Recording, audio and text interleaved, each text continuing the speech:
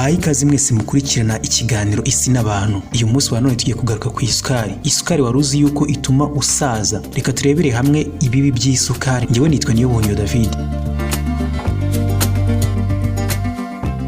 Isukari ni nziza ku buzima bwacu mu gihe yakoreshejwe mu rugero, ariko nanone iyo idakoreshejwe mu rugero ishobora kukugiraho izindi ngaruka zirimo kwiyongera kw'ibiro, kugira ibiheri mu maso, diyabete yo mu bwoko bwa kabiri n'ibindi bibazo bitandukanye by'ubuzima. Menshi mu mafunguro dufata mu buzima bwacu bwa buri munsi usanga aba yuzuyemo amasukari. Urugero rwiza: amashokora, amabiswi, ibyo byose ni ibyo turya bituruka mu nganda biba byuzuyemo amasukari. Mu byo kurya byinshi byaciye mu nganda haba higanjemo amasukari, ndetse abantu benshi nibyo twikundira kurya, cyangwa se twaba tugiye kunywa isukari tugahitamo gushyiramo nyinshi cyane. Uzabibona iyo ufashe icyayi uba wumva ushaka gushyiramo isukari nyinshi cyane, ya yindi imeze nk'umutobe. Muri Leta Zunze Ubumwe za Amerika abantu bakuze byibuze ku munsi bakoresha ibiyiko 17 bongera mu byo bagiye kunywa. Urugero ni nko mu cyayi. Abahanga bavuga ko ibi bituma bagira umubyibuho ukabije n'indwara zitandukanye zidakira zibibasira bitewe no gukoresha isukari nyinshi. Reka turebe ingaruka zo kunywa isukari nyinshi ku buzima bwacu.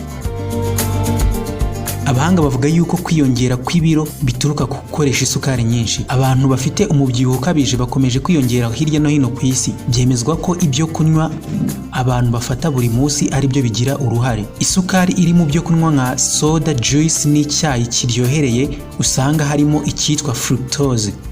Ubu ngubu ni ubwoko bw'isukari iba mu buki no mu mbuto. Iyi ifasha gutuma umuntu agira imbaraga. Iyo ufashe fructose nyinshi bituma usonza ukumva ukeneye kurya cyane. Ubundi bushakashatsi bwakorewe ku nyamaswa bwagaragaje ko iyo ufashe ibintu birimo fructose cyane utangira kugira ikibazo cya leptine. Leptine niyo ikumenyesha ko ushonje, niyo uri kurya niyo ikumenyesha ko ugomba kurekera kurya. Iyo utagifite leptine ushobora kurya cyane ntumenye igihe uri buze kurekera kurya ibyo urimo gufata. Ntabwo ibintu birimo amasukari bishobora gutuma inzara ufite ishira, ahubwo ugumya gufata byinshi kubera uburyohe uba ukurikiye. Ibi ngibi bituma ibiro byawe byiyongera.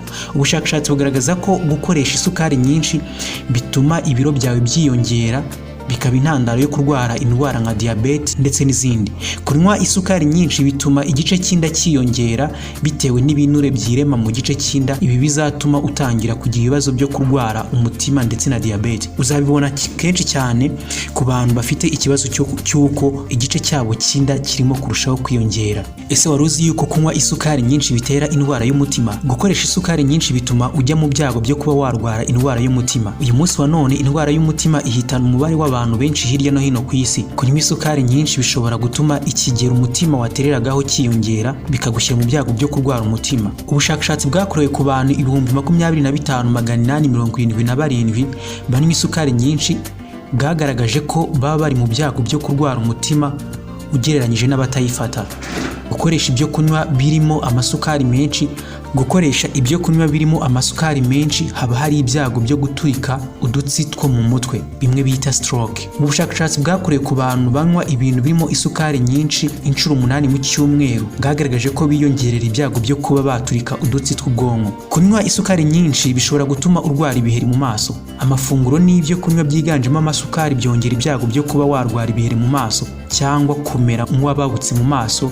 Ibyo kurya byiganjemo amasukari cyane, ibyanyuze mu nganda byongera isukari nyinshi mu maraso. Ubushakashatsi bwakorewe ku bantu 24,452 basanze gukoresha isukari nyinshi byaratumye bagira ibiheri. Ubundi bushakashatsi bwakorewe ku bantu baba mu byaro aho badakoresha ibintu byaciye mu nganda cyane byiganjemo amasukari bwagaragaje ko badakunda kurwara ibyo biheri ugereranyije n'abo mu mijyi bakoresha ibintu byaciye mu nganda.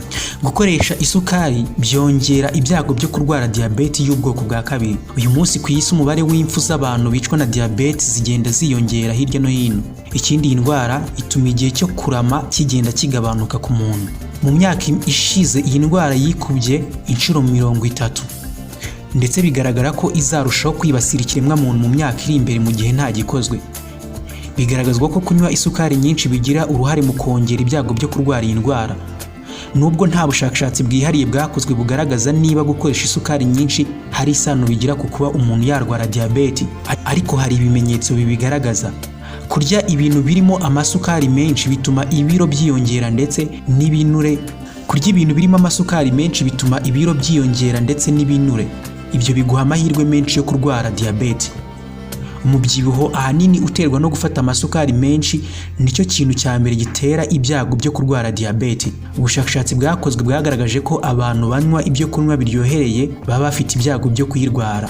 Kunywa isukari nyinshi bikongerera ibyago byo kuba warwara kanseri. Amafunguro akungahaye ku masukari ashobora gutuma ugira umubyibuho ukabije bikakubera ibyago byo kuba warwara indwara ya kanseri. Ubushakashatsi bwakorewe ku bagabo 22,720 mu gihe cy'imyaka 9 bakoreshaga ibyo kunywa birimo amasukari menshi basanze bafite ibyago byo kuba barwara kanseri yo mu bugabo izwi nka prostate cancer. Uyu munsi wa none haracyakorwa ubushakashatsi bwimbitse ngo hamenyekane isano iri hagati yo gukoresha isukari no kuba warwara kanseri.